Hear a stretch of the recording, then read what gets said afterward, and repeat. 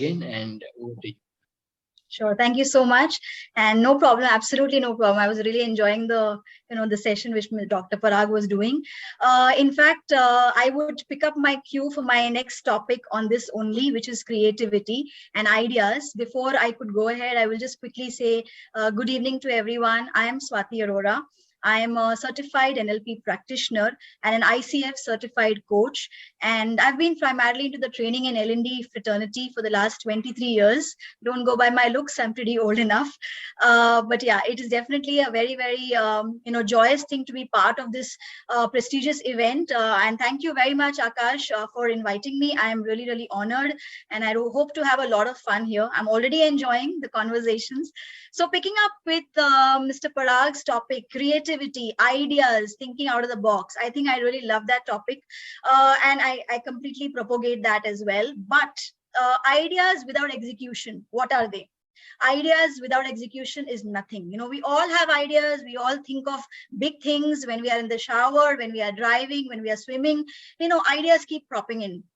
But how many of us are really bold enough to take that decision and to be able to take and implement that idea? So that's what I want to say, that Thomas Edison also said that ideas without execution are merely hallucinations. They are actually nothing. So that brings me to my topic, which is decision making.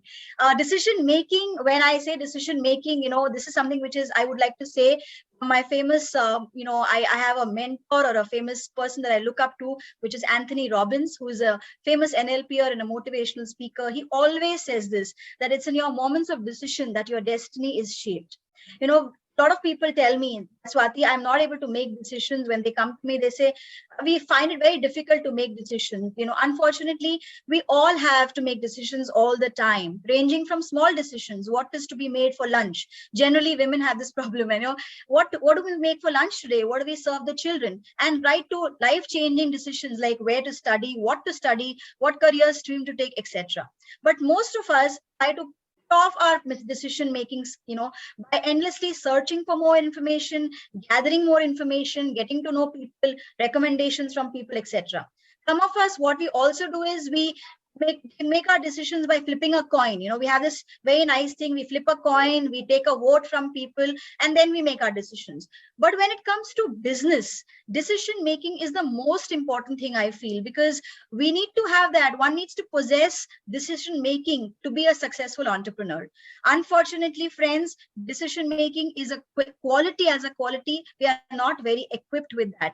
Not because we are not knowledgeable, not because we lack the skills or the intuition, but primarily because over the years, our decision-making capabilities have been stifled, have been suppressed, because someone else always wants to make our decision. Now, who is this someone else? Let me tell you, and I'm sure we all will not be surprised, because as a community, as a society, decision-making is most important. We feel that our decisions, our children's decisions, are to be taken by us only. And this is when we say us, I'm saying parents. We tend to dissuade our children from decision making. Why? Because we want to be a part of their epicenter of their life's decision. We want to decide what stream of education he will take, what career choice he will make, what person he will marry, where will he marry, when will he marry. All of that decision we want to take. Now, which is good, which is very important as well. But what we are doing is we are brutally actually disabling our children's decision-making neurons. And I use the word neurons because when you enhance those, only then your neurons will work, right? So it's very important that we need to understand, and I keep saying that when I do these young adult lectures and parenting sessions as well, but, it's very important for us as parents to enable our children to make more decisions so that they become into much better adults and learn to have a decision-making capability. In fact, when they, simple examples like they start doing engineering course, this is a very, very common philosophy. They start doing an engineering course, they follow up by doing a master's degree in, bachelor's of administration, etc. They follow up by doing a post-graduation course, an IT-related field, and then finally land up in a banking job. Now, I'm not really saying that it's a wrong career choice. What happens is, why take such a long route when you could have actually taken a very simple decision right in the beginning of the child's career? Only if we as children would have leveraged them to make that decision and not really stifle that. Now, that's what I say. When coming back to business skills, decision making is an elementary skill to have in a business, because as an entrepreneur, you have to decide what we need to sell, when we need to sell, whom do I need to sell, who is my target audience, how much do I invest, where do I invest. So many decisions we need to make. But if we don't have the decision making skill within us, we will definitely be absolutely stifled. Now, before I go ahead and talk about some of the skills which we can learn, or some of the things which we can do to enhance our decision making skills, today I want to take a moment and share with all of you all two business decisions in my life which has really changed my life, and transformed my life completely. The first decision was in the year 2010 when I started my insurance business. Now, it was a very, very conscious decision that we took, that we will not borrow any money from outside. We will not take any investors or look for funders in the market, which is generally a normal situation. In a business environment, they would go out there, look for investors, look for huge capital, and then they would start their business. But we consciously decided that we will not take any money. We will only utilize whatever money we have from our kitty, from so many years that we worked, and we will pull into our business. And that decision really helped us, because we were very, very cautious of not overspending in the first year. Generally, that's exactly what happens in new businesses, right? We take up money, we take up capital from the market, and we push in a lot of money in the first year itself without knowing when the returns would come. And then we start to press the panic button. So that was the first decision that we make.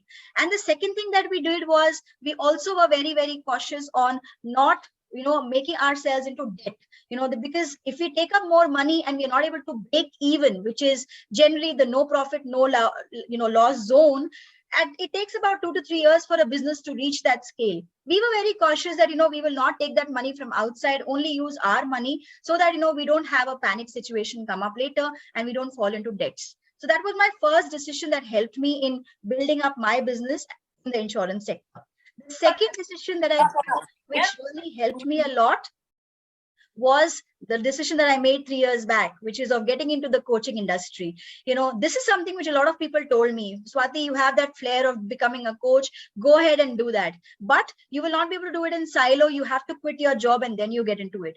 I decided not to do that. I decided to pursue my coaching, pursue my NLP practitioner's course, take all the information, learn through the journey, establish myself as a coach, and then plunge out of my job and plunge into the business. And that is a very, very conscious decision that I took. A lot of people would not promote that, but I strongly promote a lot of people that if you want to start your startup, if you want to start your business, do something alongside your job so that you are able to test the water, you're able to understand whether you're really made up for that business, you're able to understand what are the nuances of the business, how much money you can earn, from where you can earn. And when you know that your business is getting profitable, that's when you decide to leave your job, you leave your cushy job and plunge into your business. So that was my second conscious decision that I took. And hopefully I've been really, really blessed with that decision. So coming back to now, how one can hone up decision-making skills. Before I get into talking about some 4-5 elements of decision-making, I would just like to bring into light that unlike any other skill, like public speaking skills, like writing skills, like, any other elementary skills that we need to have, decision making is also a skill which one can learn. It's not like you learn from your mother's womb and, you become a decision maker. It's you can learn as you go and you become better at it every day. Just like when you learn cycling, riding a bike, swimming, driving, I practice and I become better, right? I practice every day with consistency, with effort, and one day I hone up that skill. Similarly, decision making is also about that. Every day I need to practice, whether it is a small decision, whether it's a big decision. The more I practice, the better I become. So I'm going to share with you 4 pointers, 4 or 5 elementary things which you can keep in mind when talking about decision making. The first thing to keep in mind is when you have a situation in life, when you have a problem in life, rather than jumping into the problem and trying to solve the problem firsthand, zoom out of the problem. I always keep saying that. Sometimes when we are so much engrossed in the problem, we just are not able to find the solution. So zooming out really brings a different perspective. Looking at it from a different level, maybe a 2000 level above, that will give you a perspective in that situation and give you an insight on how to solve that problem and how to make that decision. Now imagine if a cardiac surgeon would tell you 10% of the people who attempt this surgery are unable to make it, versus 90% of people who attempt this surgery manage to survive and live happily ever after. Now, which sounds better? The second one, right? That's how decision making is. Zoom out from the problem and then solve the problem. The second thing to do is talk to yourself as a trusted friend. Like when you make a decision, don't make a decision as if you are in the problem. Talk to yourself as if you're giving a solution for your friend. What would you do if you would have to tell your friend how to come out of the problem? That ways you're actually able to take out the emotion out of the situation. You're able to distance yourself out. You are able to put a barrier between yourself and your friend. And that ways you can make a better decision. The third thing to do is gather information. Now, when I say gather information, gather all information possible. Not too much, but gather all information possible. Thankfully, we are in that age and era where we have Google Baba, where we can get all the information from wherever we want. How to make a cooking recipe to how to make a bomb, everything is available online. So gather all the information, fetch right information, but from trusted resources, not from any and every website, from trusted resources, from trusted people. Maybe you can talk to people, what their business entails, how we can go about it. When you have all the information gathered, and also be aware of selective perception bias. When I say selective perception bias, which means that, when you're in the social media searching for a particular thing, social media will throw up the algorithm of the same site. For example, yesterday I was giving this example.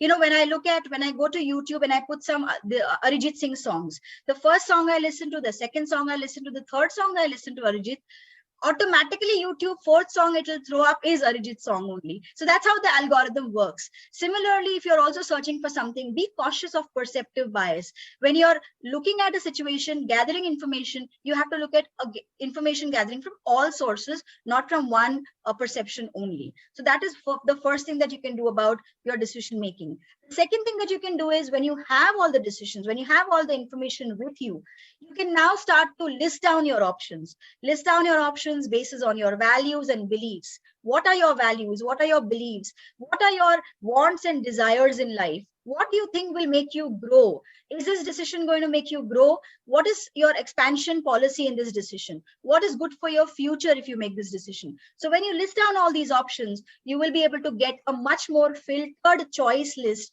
Rather than having 20 things in your line items, you'll probably shrink it to 5 or 4. Now, what we do is when you say, Swati, I've got 4 or 5 critical information. Now, when we are stuck because I need to make a decision between 4 or 5 or maximum 2 options, what do I do? Do I take this path? Do I not take this path? This is where I say I bring in that Ram Ban Ilaj, which is the Cartesian questions. We call it in NLP Cartesian questions. This will take you from complete confusion to complete clarity. Anytime in life, if you have a situation where you're confused, should I take that path or should I not take that path? Ask these 4 questions to yourself. And here is how it goes. What will happen if I do this? What will happen if I don't do this? What will not happen if I do this? And what will not happen if I don't do this? Now, this may sound very funny. You may say, Swati, you're just twisting your words. It's not like that. If you look at the questions very, very carefully, it will give you a 4 blocker. What will happen if I go to the gym and work out? What will happen if I don't go to the gym and work out? What will not happen if I go to the gym? What will not happen if I don't go to the gym? So it'll give you a 4 blocker view. And that's when you can actually come from a complete confusion mindset to a complete clarity mindset. So these are my Cartesian questions for you. And in the end, I would say, never take a decision when you're hungry, angry, lonely, frustrated, or sad. I call it halves. Hungry, angry, lonely, frustrated, or sad. Always make a decision when you're in your more spirit. Almost always take a decision when you're absolutely sure about what you're doing. And then finally, when I take the decision, do not forget to review it and go back and make that decision also as a feedback mechanism. I need to look at the decision. Once I've made the decision, it's not the be all and the end all of the world. I will want to go back and review it time and again. I may want to check a feedback mechanism. I may want to make some tweakings and changes on the go. So those are the things which you may want to do, and then revise your decision in your business plan so that your business plan is the most successful one. So that brings me to the end of this session today, friends. It was wonderful. Decision making is something which I promote to everyone, right from a childhood till I think till the last day of our lives. We definitely need to make more and more decisions, and in business it's essential. It's the most critical thing in business to be able to learn to make decisions in your life. Thank you so much, and thank you, Akash. Yeah, thank you, ma'am, for this wonderful session. And हमें जो बताया कि decision making का कितना importance है, क्यों decisions इतने important, तो हर एक सक्सेसफुल इंसान जो भी है वो डिसीजन की वजह से ही सक्सेसफुल है. उसने करेक्ट डिसीजंस लिए और वो आज सक्सेसफुल है. So thank you ma'am.